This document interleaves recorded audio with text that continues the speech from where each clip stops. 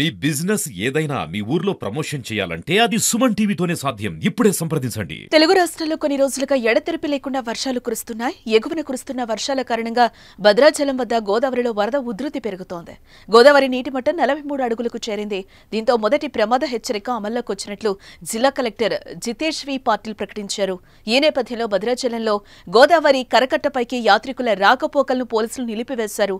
ఇలాగే వరద ప్రవాహం పెరుగుతూ ఉంటే ఈ సాయంత్రానికి రెండో ప్రమాద హెచ్చరిక జారీ చేసే అవకాశం ఉందని అధికారులు అంటున్నారు. ఇటు మరోపక్క బంగాళాఖాతంలో ఏర్పడిన అల్పపీడనం ఈ రోజు వాయుగుండంగా మారే అవకాశం ఉందని వాతావరణ శాఖ హెచ్చరించింది. దీంతో తెలుగు రాష్ట్రాల్లో భారీగా వర్షాలు కురిసే అవకాశం కనిపిస్తోంది. ఈ నేపథ్యంలో గోదావరి వరద ప్రవాహం పెరిగే అవకాశం ఉందని అంటున్నారు. తాజాగా కురిసిన వర్షాల కారణంగా ఇప్పటికే ఖమ్మం జిల్లాలో పలు ప్రాంతాలు జలమయమయ్యాయి. కాగా ఈ ఏడాది జూలై 27న భద్రాచలం వద్ద 53.9 అడుగుల మేర వరద రావడంతో అప్పట్లో మూడో ప్రమాద హెచ్చరిక జారీ చేశారు. ఆ సమయంలో గోదావరి తీర ప్రాంతం అతలాకుతలమైంది. ఇప్పుడిప్పుడే తేరుకుంటూ ఉండగా మరోసారి నదిలో నీటి మట్టం పెరుగుతూ ఉండడంతో పరిసర ప్రాంత ప్రజలు, రైతులు ఆందోళన చెందుతున్నారు.